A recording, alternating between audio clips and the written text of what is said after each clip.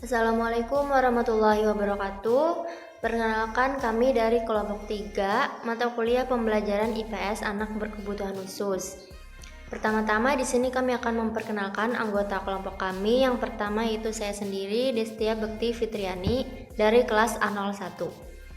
Perkenalkan, nama saya Nurul Artia Rizka Rahma dari kelas A01. Baik, itu tadi adalah perkenalan singkat dari kelompok kami.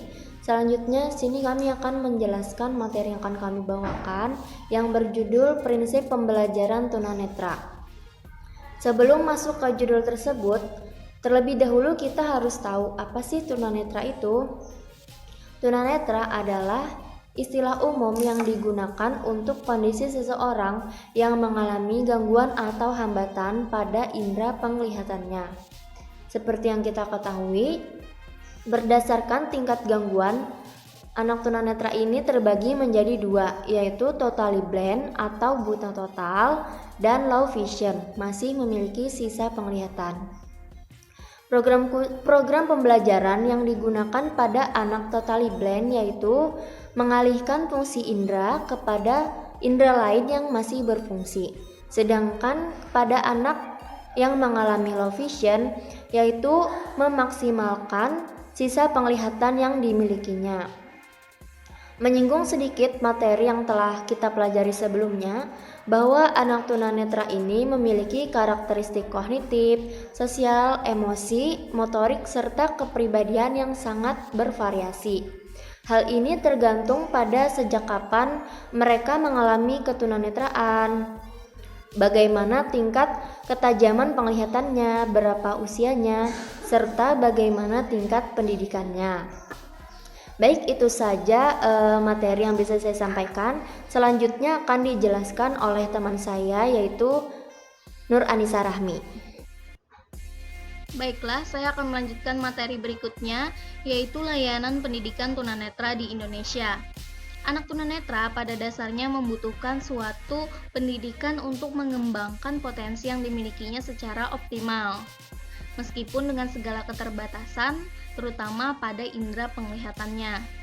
Anak tunanetra membutuhkan latihan khusus, seperti latihan menulis dan membaca huruf braille, latihan penggunaan tongkat, orientasi dan mobilitas, serta melakukan latihan visual atau fungsional pada penglihatan. Ada 3 bentuk program layanan pendidikan bagi anak tunanetra yang diselenggarakan di Indonesia. Yang pertama, Sekolah Luar Biasa Tunanetra atau SLBA. SLBA adalah lembaga pendidikan luar biasa yang secara khusus melayani pendidikan anak tunanetra. Murid yang terdaftar di sekolah ini terbagi dalam 2 kategori. Yang pertama blind atau buta dan yang kedua low vision. Namun, tidak ada perbedaan pelayanan pendidikan untuk 2 kelompok tersebut. Yang kedua, Sekolah Dasar Luar Biasa atau SDLB. Pendidikan luar biasa setingkat sekolah dasar yang menampung dan melayani pendidik anak dari beberapa macam kebutuhan seperti tunarungu, tunanetra, tunagrahita, dan tunadaksa. Sekolah ini memiliki guru-guru luar biasa yang memiliki kekhususan berbeda sesuai dengan banyaknya jenis kelainan anak didik. Yang ketiga, pendidikan inklusif atau sekolah terpadu.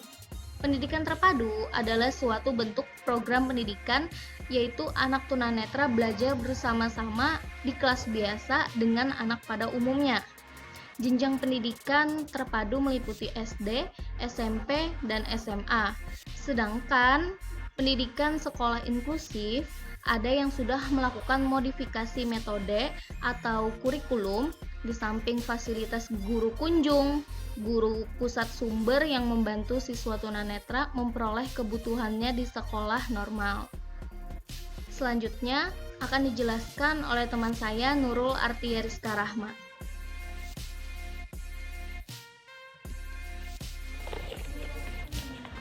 Assalamualaikum warahmatullahi wabarakatuh. Selanjutnya, saya Nurul Artia Rizka Rahma akan melanjutkan materi mengenai prinsip-prinsip pembelajaran tunanetra. Yang pertama, ada prinsip totalitas. Guru dalam mengajar suatu konsep haruslah secara keseluruhan atau utuh Dalam memberikan contoh, jangan sepotong-potong, agar mudah menangkap materi secara keseluruhan. Yang kedua, prinsip keperagaan. Dengan menggunakan alat peraga, diharapkan peserta didik terhindar dari verbalisme. Tanpa alat peraga, anak tunanetra akan sulit menerima suatu konsep. Yang ketiga, prinsip berkesinambungan. Mata pelajaran yang satu harus berkesinambungan dengan pelajaran yang lain, baik dalam materi maupun istilah yang digunakan oleh guru. Yang keempat, prinsip aktivitas. Tunanetra diharapkan ikut aktif, tidak saja sebagai pendengar. Tanpa aktivitas, konsep yang diterima anak akan sedikit. Yang kelima, prinsip individual. Prinsip individual dalam pelajaran berarti suatu pengajaran dengan memperhatikan perbedaan individu anak, meliputi keadaan anak, bakat anak, dan kemampuan masing-masing anak. Dengan adanya perbedaan bermacam-macam, dapat dipahami bahwa bahan pelajaran yang sama namun tidak akan memberi hal yang sama pula. Sekian presentasi dari kelompok kami. Salah hilap mohon maaf. Wassalamualaikum warahmatullahi wabarakatuh. Kesimpulan yang dapat diambil dari materi presentasi kami hari ini adalah sebagai berikut. Tunanetra yaitu seseorang yang memiliki hambatan pada penglihatannya. Tunanetra dibagi atas totally blind dan low vision. Anak tunanetra memiliki karakteristik kognitif, sosial, emosi, motorik, dan kepribadian yang sangat bervariasi tergantung sejak kapan anak mengalami ketunanetraan, bagaimana tingkat ketajaman penglihatannya, dan bagaimana tingkat pendidikannya. Layanan pendidikan bagi tunanetra diantaranya ada sekolah luar biasa tunanetra atau SLBA, kemudian sekolah dasar luar biasa, dan pendidikan inklusif atau sekolah terpadu. Kemudian prinsip pembelajaran pada tunanetra dibagi atas yang pertama prinsip totalitas, prinsip keperagaan, prinsip berkesinambungan, prinsip aktivitas, dan prinsip individual. Terima kasih.